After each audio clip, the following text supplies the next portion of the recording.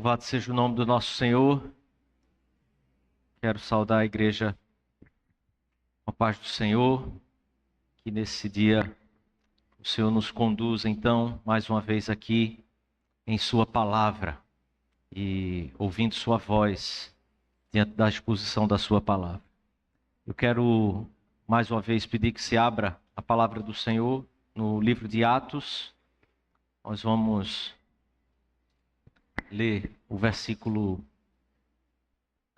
capítulo 13, versículo 46 e 47.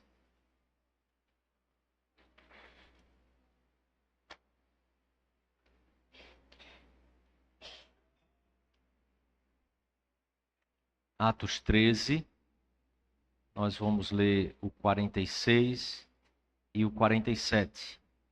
Após a leitura, nós vamos orar por Cris, Clarinha, Carlão, e essa vai ser a família que você vai ficar orando também durante toda essa semana, que o Senhor também possa, assim como trataremos hoje, também possa brilhar a sua luz em sua casa e através dela. Vamos ler então a palavra de Deus, Atos capítulo 13, versículo 46 e 47. Assim a palavra de Deus. Então, Paulo e Barnabé, falando ousadamente, disseram: cumpria que a vós outros, em primeiro lugar, fosse pregada a palavra de Deus, mas, posto que a rejeitais, e vós mesmos vos julgais indignos da vida eterna, eis aí que nos voltemos para os gentios, porque o Senhor assim nulo determinou. Eu te constituí para luz dos gentios, a fim de que sejais para a salvação até aos confins da terra. Vamos orar? Mais uma vez, feche seus olhos, coloque seu coração diante do Senhor, ore por sua vida também, para que o Senhor trate com você, possa, através da sua palavra, também desafiar sua vida e fortalecer sua vida para a obediência ao Senhor. Amado Deus, agora estamos aqui diante da Tua palavra e desejosos de ouvir Tua voz. Nós nos chegamos diante de Ti porque o Senhor nos chamou aqui. Confessamos, Pai, nossos pecados diante de Ti, diante da Tua grandeza. E cremos na palavra do Teu Evangelho de que somos perdoados quando diante do Senhor confessamos os nossos pecados, reconhecendo que no Senhor nós encontramos graça. Por isso nós te louvamos e agora, Pai, pedimos, comunica a Tua palavra ao nosso coração e usa-nos, faz da nossa vida, Senhor, como o Senhor bem quer. Assim também, Pai, nós rogamos pela casa, pela família de Cris, que a Tua boa mão, Tua graça, as bênçãos do Senhor sejam derramadas sobre esse lar, que o Senhor conduza para que o Teu nome reine nesse lar. Abençoa, Pai, a ela, Clarinha, Carlão, que o Senhor possa revelar a Tua luz naquele lar e haja cada vez mais vida e salvação para a glória do Senhor. Assim nós clamamos por nós também e por nossas casas. Que o Senhor seja o nosso Deus e o Teu nome esteja sobre nós. Em nome de Jesus. Amém, Senhor. Amém.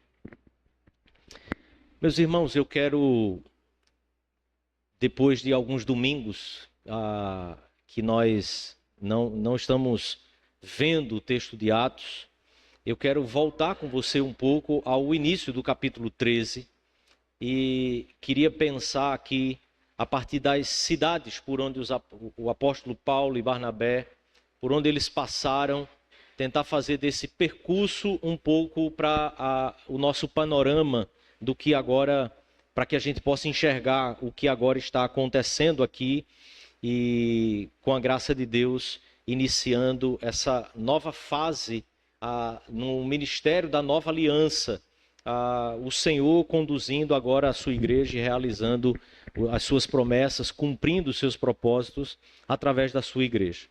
Se você voltar os seus olhos, eu queria que você tentasse imaginar aí aquela região que é o litoral de todo o mar Mediterrâneo, ao lado oriental do mar Mediterrâneo, onde nós temos então Antioquia, faixa de Gaza, descendo, se você tem acompanhado aí algumas dessas guerras para o lado oriente, você vai lembrar então o lado oriental do mar Mediterrâneo, que faz aquela borda ali, e Antioquia está vindo na parte mais norte de Israel, beirando também o mar. E então, versículo 4 do capítulo 13, nos informa aqui Lucas de que eles foram enviados pelo Espírito Santo, desceram até a Seleucia, que é exatamente a cidade litorânea, próxima a Antioquia, e dali eles navegam para Chipre. Chipre é uma ilha que você encontra, então, um pouco mais afastada da faixa de Gaza ali, entrando para o mar Mediterrâneo, mas ainda não está no meio do mar Mediterrâneo, ela também fica mais para o lado oriental. Versículo 5 diz então que eles chegaram a Salamina, que é num extremo oriental da ilha de Chipre. Eles chegam a Salamina e versículo 6 diz que eles percorrem, atravessando toda a ilha até Pafos. Pafos então está para o lado ocidental da ilha de Chipre. Eles vão e caminham toda a ilha de Chipre anunciando o evangelho. Nós vimos o que acontece ali nesse contexto da ilha de Chipre. Quando eles vão até Pafos, encontram um falso profeta. Vimos aqui, trabalhamos aquilo que o Senhor estava fazendo, anunciando o evangelho, e um procônsul então recebendo a palavra do Senhor. Esses sinais de que o evangelho agora, a palavra de Deus, as promessas do Senhor no Antigo Testamento agora estavam se cumprindo, e os povos então estavam agora no início do seu alcance. Os povos estavam começando a ser alcançados para além das fronteiras de Israel. Versículo 6, eles partem então, eles chegam à ilha de Patos, e versículo 13, eles partem de Pafos, que é na ilha de Chipre. Versículo 13, eles chegam então a Perge, e navegando de Pafos, Paulo e seus companheiros dirigiram-se a Perge da Panfilha. Então eles sobem agora, eles saem de Chipre e sobem de novo para o continente, agora mais se afastando da parte oriental e caminhando mais para o ocidente, se aproximando mais da Europa. Eles chegam a Perge, versículo 14, a palavra diz então que eles, atravessando de Perge para Antioquia da Psídia. Observe, não é a mesma Antioquia de onde eles partiram, é Antioquia da Psídia, que já vai chegando na parte mais próxima da própria Europa. Aqui na Antioquia da Psídia, eu queria que você observasse então como a palavra de Deus nos conduz aqui. Versículo 14, então, eles chegam na Antioquia da Psídia, indo num sábado à sinagoga, assentaram-se. Veja, eles estavam cumprindo aquilo que era comum, aquilo que fazia parte da própria a religiosidade deles. O sábado, o dia em que na antiga aliança ainda era guardado como o dia do Senhor, eles vão à sinagoga, como todo crente normal faz. No domingo, ele vai à igreja. E esse é o contexto daquela época. No sábado, os missionários, Paulo e Barnabé, estavam indo à sinagoga. Eles estavam indo à igreja que até então se reunia naquele momento. Versículo 15, depois da leitura da lei e dos profetas, os chefes da sinagoga mandaram dizer-lhes: irmãos, se tendes alguma palavra de exortação para o povo, dizei-a. Então, aqui Lucas narra o testemunho e a palavra que o apóstolo Paulo traz naquele culto, naquela reunião ali na sinagoga. Eu quero apenas lembrar você que o apóstolo Paulo faz aqui o que Estevão fez na sua defesa, o que o apóstolo Pedro fez também diante do Sinédrio. Ele expõe toda a palavra de Deus de forma panorâmica, mas de forma muito precisa em todos aqueles pontos que são necessários à fé. Ele expõe de forma clara tudo isso até chegar ao versículo 46, que é o versículo em que nós chegamos, porque muitos começaram a crer no Senhor, muitos aderiram à fé. Versículo 42, agora, já depois desse primeiro sermão que Paulo faz na sinagoga, ao saírem eles, rogaram-lhes que no sábado seguinte, observe, a mensagem foi tão impactante, a mensagem alcançou tanto o entendimento, o coração, a alma daqueles que estavam ali, que eles dizem então assim: venham no sábado seguinte, falem de novo, expliquem a palavra de Deus para nós no sábado que vem. Então, despedida à sinagoga, muitos dos judeus, versículo 43, e dos prosélitos piedosos, seguiram Paulo e Barnabé, e estes, falando-lhes, os persuadiam a perseverar, onde? Na graça de Deus. Aqueles que seguiam a lei, aqueles que estavam se baseando na lei, se apoiando na lei, buscando a sua própria justificação para a aceitação diante de Deus, eles agora estavam sendo persuadidos, convencidos, trazidos ao entendimento claro de que eles precisavam agora era perseverar na graça do Senhor. Eles foram convencidos pela exposição e pela doutrina da palavra de Deus de que agora eles deveriam caminhar pela graça de Deus em Cristo Jesus e não pelos méritos próprios de quem buscava cumprir a lei. Versículo 44, então, a multidão aflui para aquele lugar de quase toda a cidade. Eles vão até a sinagoga para ouvir a palavra de Deus. Observe, é como se aquele povo tivesse vivido por um tempo repetindo muito a palavra, lendo muito a palavra, mas simplesmente não compreendendo nada.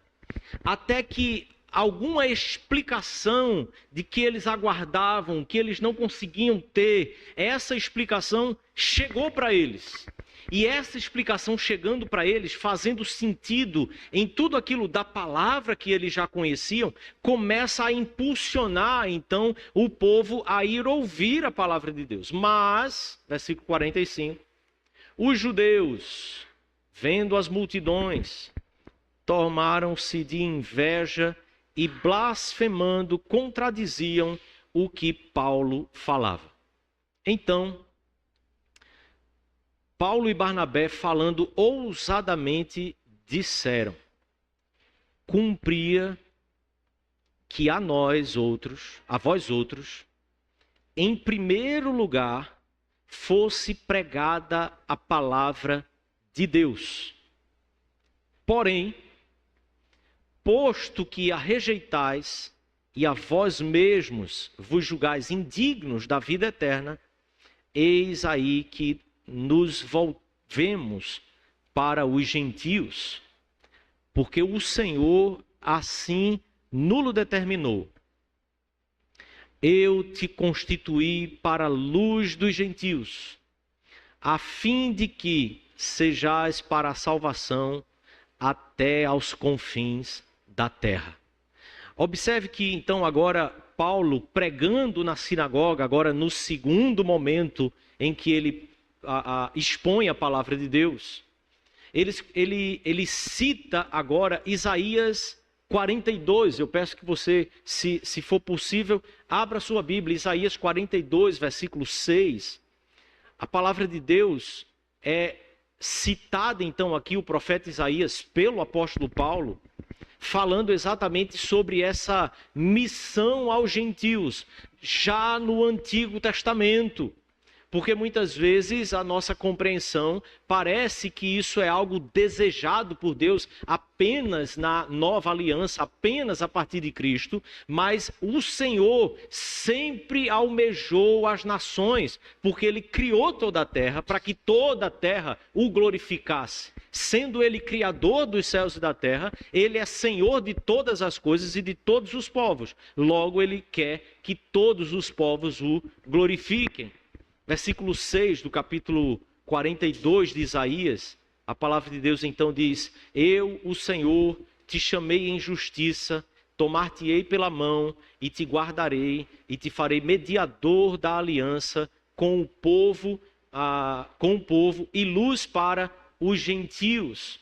O texto segue explicando com detalhes essa vontade, esse propósito de Deus, que faria cumprir. Versículo 6 também do capítulo 49 de Isaías, você avançar um pouco mais. A mesma profecia é dita dizendo: sim, diz ele, pouco é o seres meu servo, para restaurares as tribos de Jacó e tornares a trazer os remanescentes de Israel. Também te dei como luz para os gentios, para seres a minha salvação até a extremidade da terra. Assim diz o Senhor, o Redentor, o Santo de Israel, ao que é desprezado, ao aborrecido das nações, ao servo dos tiranos. Os reis o verão, e os príncipes se levantarão, e eles te adorarão por amor do Senhor, que é fiel, o Santo de Israel, que te escolheu.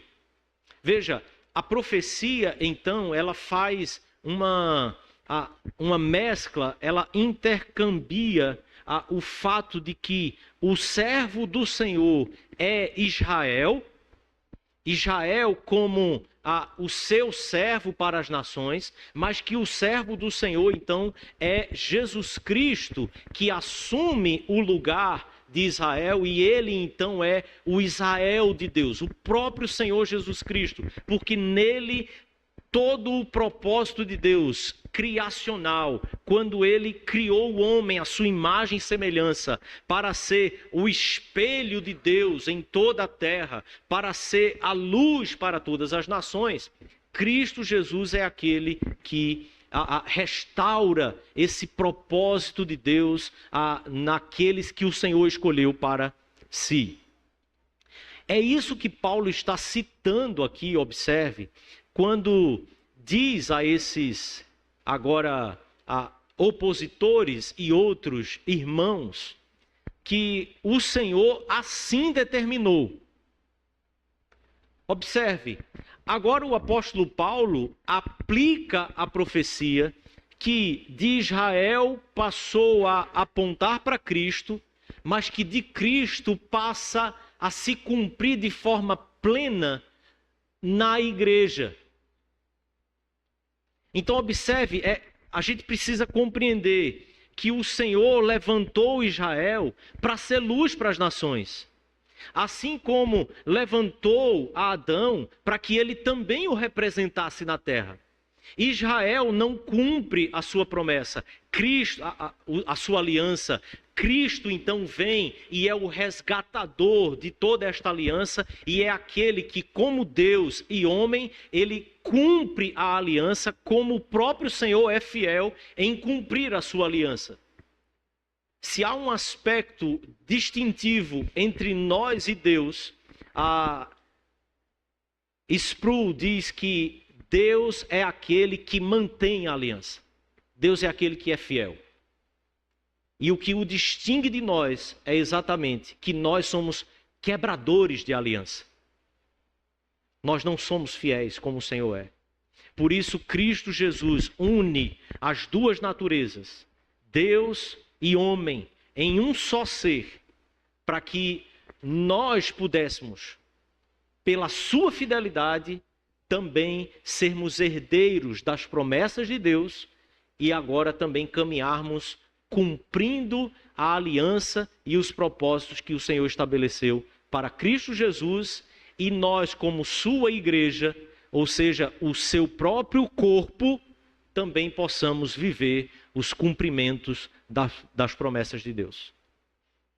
O que o apóstolo Paulo então está nos mostrando aqui? Eu te constituí luz para os gentios, ou luz dos gentios, a fim de que sejais para a salvação até os confins da terra.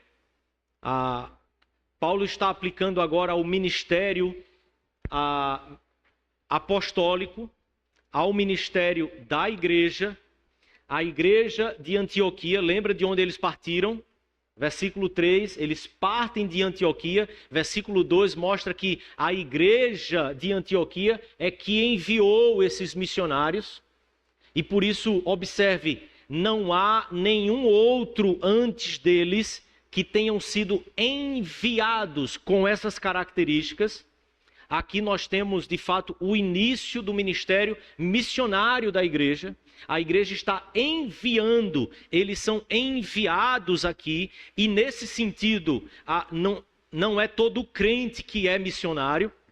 Às vezes a gente afirma, né, de que todos nós somos missionários, mas observe, no sentido de que nós queremos dizer que todos nós temos a responsabilidade de anunciar o Evangelho, de pregar o Evangelho aonde quer que o Senhor nos coloque, ok, sim. Mas no sentido desse envio que a palavra de Deus nos ensina, apenas aqueles que a igreja institui, elege e de fato abençoa enviando para ir pregar o evangelho em outro lugar, sim, esses é que são os missionários no Novo Testamento. Então, tentando fazer essa distinção, observe o que acontece aqui. Versículo 48. Os gentios, ouvindo isso, veja, agora não aqueles que eram judeus, mas aqueles que não tinham aliança, não faziam parte das alianças, ouvindo isto, regozijaram-se e glorificavam a palavra do Senhor e creram, observe agora, os propósitos eternos de Deus. Aquilo que o Senhor havia planejado desde antes da fundação do mundo. E creram todos os que haviam sido destinados para a vida eterna. Eu quero ler alguns outros textos da palavra de Deus para que esse entendimento fique claro à nossa mente nas Escrituras, mas eu quero fazer isso à medida em que a gente já começa a fazer algumas aplicações aqui para a nossa vida. Então, primeiro observe que o que nós estamos vendo aqui são os propósitos eternos de Deus em cumprimento. Eles estão se cumprindo aqui.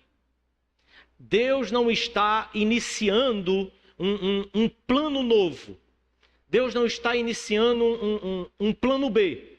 O plano A não deu certo, Vamos tentar de outra forma. Mas o que a palavra de Deus nos mostra é que todos os que haviam sido destinados para a vida eterna estavam agora ouvindo a mensagem esta que já havia sido anunciada pelos profetas, dizendo que os gentios eram alvos da parte de Deus para a salvação.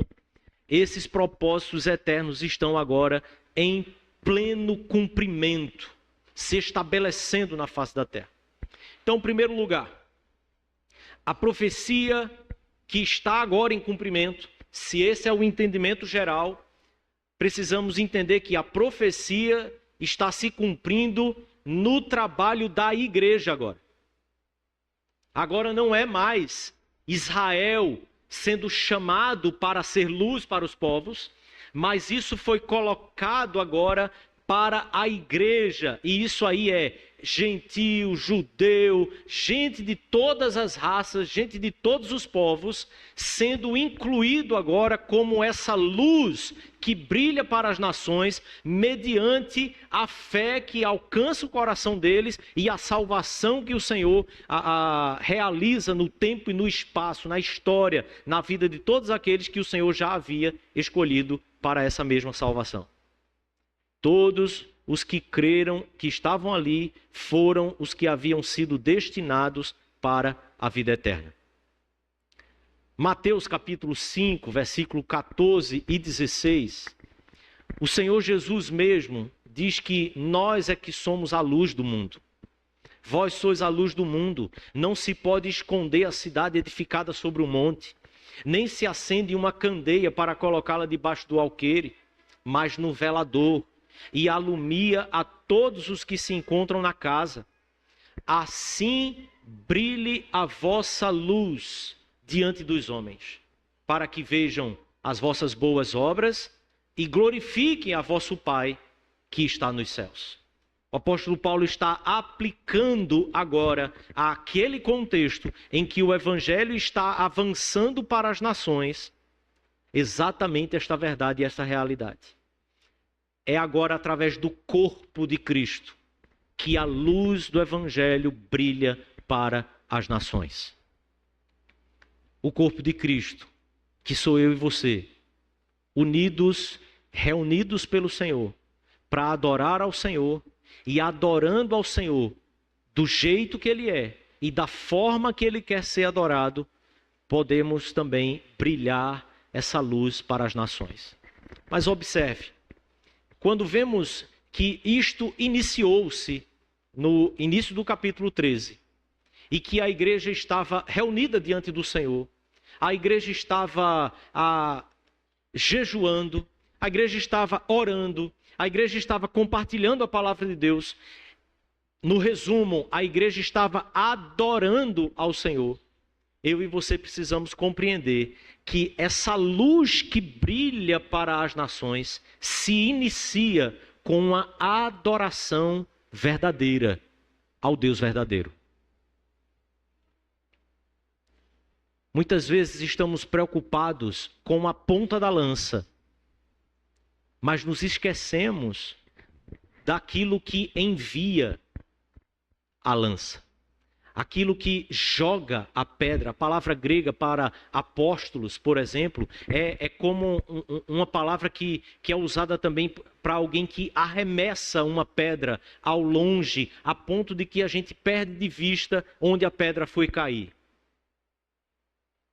Então observe que a igreja do Senhor Jesus é na nova aliança, há esta realidade se cumprindo.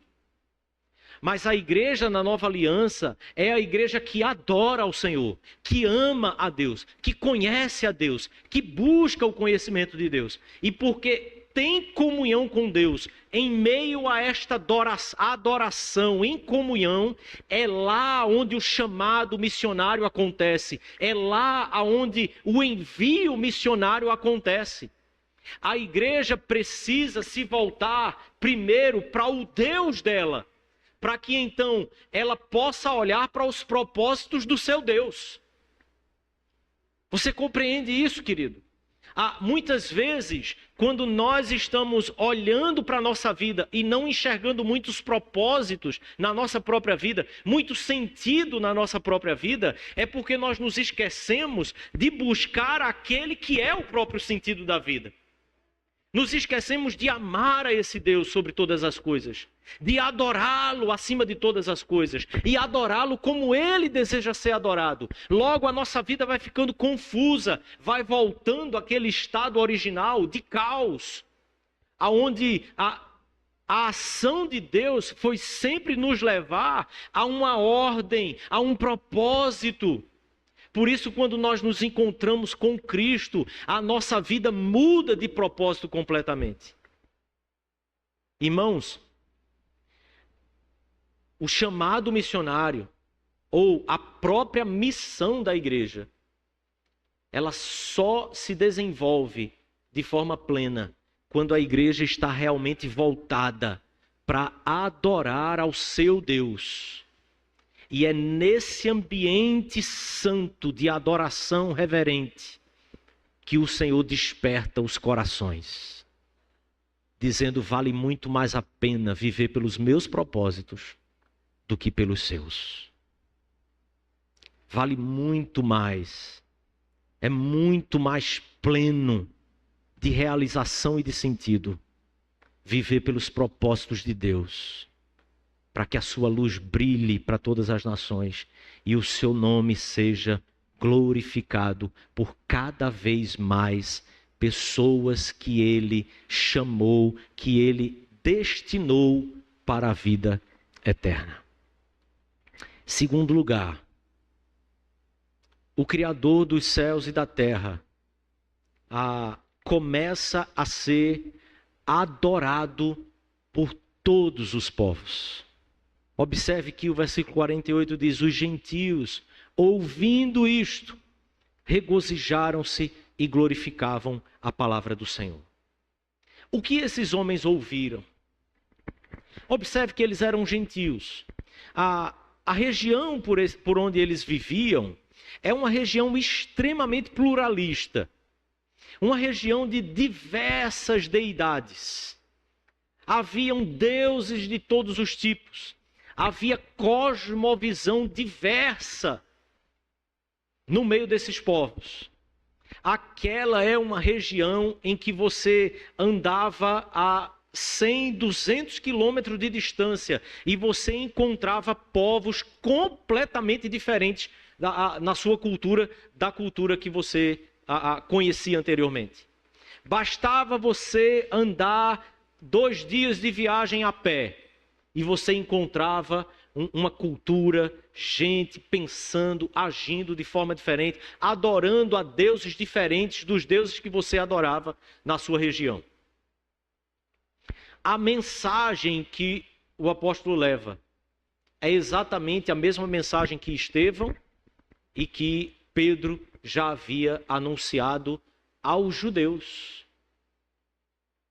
Porque a questão não é o conteúdo da mensagem, mas como esse conteúdo é explicado.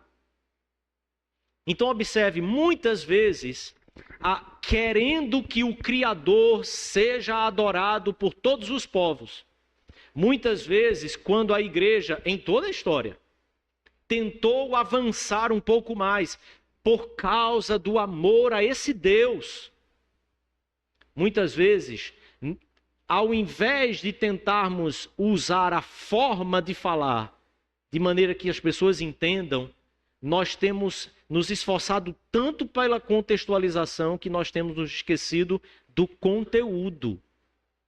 Ou, melhor, temos modificado o conteúdo. O conteúdo precisa ser o mesmo. A doutrina, a sã doutrina do Evangelho. Lucas diz que era a doutrina do Senhor que eles estavam ensinando. O conteúdo da palavra de Deus, ele não pode em tempo algum e em local algum ser alterado para que pessoas se cheguem à adoração ao Senhor e em adoração ao Senhor. A mensagem do Evangelho para que o Criador seja adorado por toda a terra é exatamente a mesma mensagem.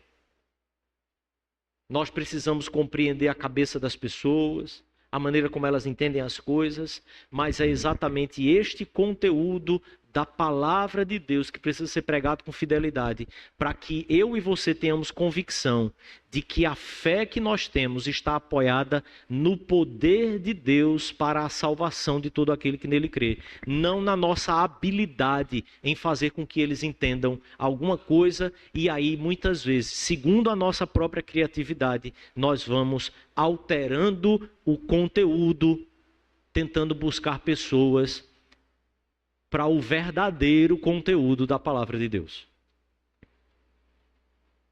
Se eu e você chamamos e queremos chamar o mundo a adorar a Deus, temos que primeiro dizer e priorizar: a palavra de Deus não pode ser negociada. Senão eles vão adorar qualquer Deus, menos o Deus das Escrituras Sagradas. O Deus verdadeiro. Observe o que Paulo diz na carta aos Romanos, capítulo 9.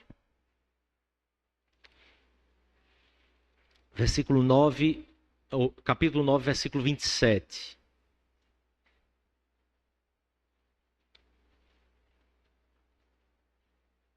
Romanos 9, 27. Capítulo 9 de Romanos é o ponto alto de Romanos. O apóstolo está deixando claro agora aqui essa relação judeus e gentios diante dessa relação com Deus e dos propósitos de Deus eternos se realizando na face da terra. Então ele diz: mas relativamente a Israel, dele clama Isaías. Olha, observe mais uma vez o profeta Isaías. Ainda que o número dos filhos de Israel seja como a areia do mar, o remanescente é que será salvo. Veja como os propósitos de Deus sempre foi as nações. Nunca foi Israel como um povo, uma etnia. Então, ainda que o número de Israel seja como a areia do mar, aquele que é salvo são os remanescentes. Qual é a ideia aqui do remanescente? São aqueles que são fiéis. A palavra do Senhor, a verdade que está sendo revelada na sua palavra. Aqueles que não se apoiavam na justiça da lei para serem salvos, mas aqueles que se apoiavam na graça de Deus para serem salvos. Porque o Senhor cumprirá a sua palavra sobre toda a terra, cabalmente. E em breve, como Isaías já disse, se o Senhor dos exércitos não nos tivesse deixado descendência, ter-nos-íamos tornado como Sodoma e semelhante a Gomorra. Que diremos, pois? Que os gentios que não buscavam a justificação vieram a alcançá-la. Todavia, a que decorre da fé. Israel, que buscava a lei de justiça, não chegou a atingir essa lei. Por quê? Porque não decorreu da fé, e sim como das obras. Tropeçaram na pedra de tropeço, como está escrito: eis que ponho em Sião uma pedra de tropeço e rocha de escândalo, e aquele que nela crê não será confundido. Irmãos, o apóstolo continua: a boa vontade do meu coração e a minha súplica a Deus é a favor deles, são para que sejam salvos. E agora ele está falando de Israel. Eu suplico ao Senhor que eles sejam salvos, porque lhes dou testemunho de que eles têm zelo por Deus, porém não com entendimento, porquanto, desconhecendo a justiça de Deus e procurando estabelecer a sua própria, não se sujeitaram à justiça que vem de Deus, porque o fim da lei é Cristo, para a justiça de todo aquele que crê. Observe, irmãos, a palavra de Deus anunciando em todo o tempo os propósitos salvíficos do Senhor, para que todos os povos, pela fé, pudessem ser alcançados por sua palavra, por Cristo Jesus, e em Cristo Jesus sermos corpo dele, para que então nós também sejamos luz para as nações. Em último lugar, o propósito da eleição, nós vemos no texto, é para que então os povos voltem a adorar a Deus. Deus elege um povo na terra, um povo formado por todos os povos. Não confunda. Quando então falamos que Deus elegeu um povo para o adorá-lo na terra, nós não estamos falando de Israel. Nós estamos falando de um povo que ele formou dentre todos os povos. Dentre todos os povos, Deus faz com que pessoas sejam retornadas a ele. Pessoas que ele escolheu de antemão para a sua própria glória. O propósito da eleição, querido, é para que mais e mais pessoas sejam inseridas no corpo de Cristo para adorar a Deus. Mas esse propósito da eleição também é o que nos dá a própria certeza do sucesso, da eficácia, da evangelização da igreja. Você compreende isso? Deus elege um povo porque Ele quer que esse povo o adore. Ele quer ter essa relação com o povo. E esse povo é composto por povos de toda a terra. Essa eleição é o que assegura ao seu próprio povo que eles podem ser luz para as nações, eles podem anunciar o evangelho, eles podem abrir a boca, não importa se você está plenamente seguro de tudo que você vai falar, abre a boca e ele encherá a sua boca. Deixa o Senhor conduzir você para que você seja luz. E ser luz não é as atitudes que você tem, elas podem colaborar, elas podem ajudar a esse anúncio, mas ser luz é anunciar o evangelho. Ser luz é pregar a palavra de Deus. Observe que muitas vezes a gente se baseia em frases e que a gente até atribui a personagens históricos. Eu não vou nem citar o nome porque, como não foi ele que disse, quando as pessoas falam, muitas vezes já diz assim, fulano disse tal coisa. A tal coisa é a seguinte: pregue o evangelho. Se preciso for, use palavras.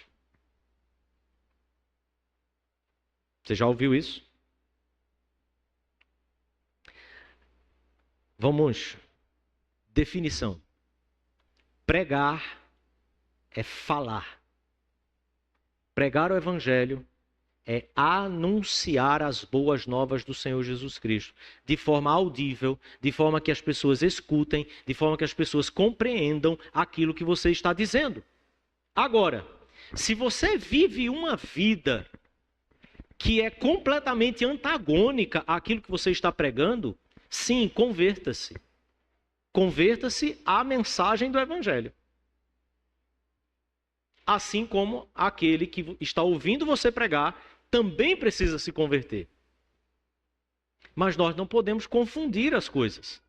Há uma importância no testemunho de vida, na vida em que eu caminho aqui na terra. Claro que há, porque eu preciso mostrar que eu creio nesse Senhor Jesus, o qual eu prego. E se minha vida diz o total contrário, o que eu estou dizendo é, eu estou falando aqui para você, mas na verdade eu não acredito muito nisso. Tanto é que a minha vida é assim, do jeito que é. Agora, se eu creio nesta mensagem, a minha vida vai confirmar a pregação. Mas ninguém é salvo porque viu você viver de uma forma muito íntegra e correta. E aí ele pensa assim, vou me entregar a Jesus porque esta pessoa vive de forma muito correta. Se ele não ouvir a mensagem, não tem nenhum movimento que haja no seu coração para a união com Cristo e glorificação de Deus. O máximo que você vai conseguir são aplausos dizendo assim: olha, você tem uma vida muito íntegra, admiro você. E outros que são mais, me permita a palavra, canalhas, vão dizer assim: admiro, mas não invejo. E pronto. E você vai ser uma pessoa que vive muito bonitinho e ele vai ser a pessoa que vive do jeito que quer viver. O evangelho é anunciado entre as nações pela pregação. Em nome de Jesus, eu espero, irmãos, que os gentios, ao ouvirem o que a nossa igreja prega, tanto como organização, como os indivíduos, possam, sendo eles destinados para a vida eterna, regozijarem-se e glorificar ao Senhor da palavra. Espero em Deus que a nossa igreja seja despertada a cada dia para buscar a Deus, conhecer a Deus, adorar ao Senhor e assim, em meio à adoração, o Senhor desperte cada dia mais corações para que o Evangelho seja pregado entre todos os povos, em todas as nações. Que pela graça e misericórdia e bondade de Deus, eu e você tenhamos o privilégio de ver novamente o Senhor agindo, trazendo mais e mais homens e mulheres aos seus pés. Porque esse é o sentido da nossa vida. Esse é o sentido da igreja. Nós estamos aqui para adorar a Deus e anunciá-lo a todos os povos. Não importa o que eu faça, o que você faça da sua vida. Importa que você viva para Ele. Importa que você o anuncie aonde quer que Ele esteja. Importa que você o adore em espírito e em verdade. Ame-o acima de todas as coisas. Porque o Evangelho será anunciado e aqueles que o Senhor escolheu virão a Ele. Que Ele dê a mim e a você o privilégio de participar dessa obra. É uma obra que Ele deu à igreja. Feche seus olhos. Coloque seu coração diante do Senhor.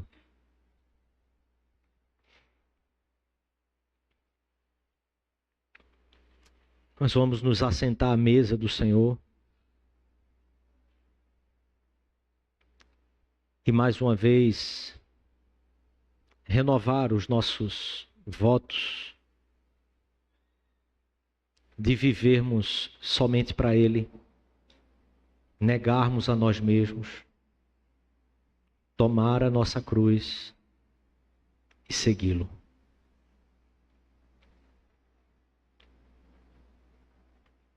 Agora que estamos diante dessa mesa e trazidos pela própria palavra, examine o seu coração.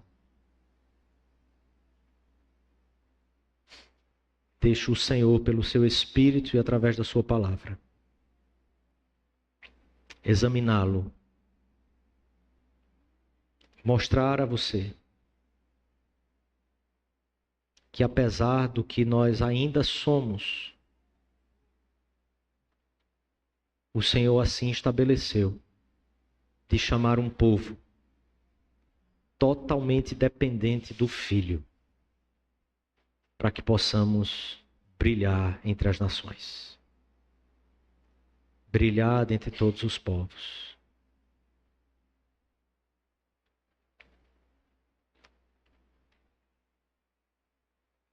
Pai Santo, nosso Deus, abra os nossos olhos,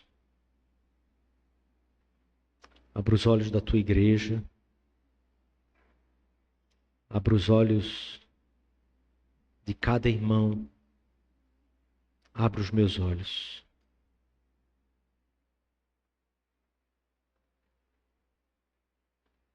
Queremos, Senhor, com tudo que somos e temos, mais uma vez,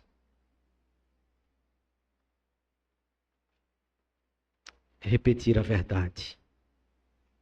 Para onde iremos nós, se só Tu tens as palavras de vida eterna? Perdoa-nos, Pai, porque nos perdemos tanto nesse caminho. Perdoa porque o nosso coração se cansa muitas vezes porque não estamos com os olhos fitos no alvo. Sim, Deus. Ajuda-nos. Supre. Fortalece-nos de novo. Trazendo os nossos olhos para serem colocados no lugar certo. Nós nascemos, vivemos e morreremos pelo Senhor e para a Tua glória. Essa é a nossa vida. Porque um dia o Senhor morreu por nós. Em nome de Jesus, nós clamamos ao Senhor e nos submetemos a Ti. Por isso te peço, levanta, Senhor, em Tua igreja aqui, homens e mulheres, jovens e crianças, com discernimento claro, com propósitos firmes no coração, de brilhar a Tua luz nesse mundo.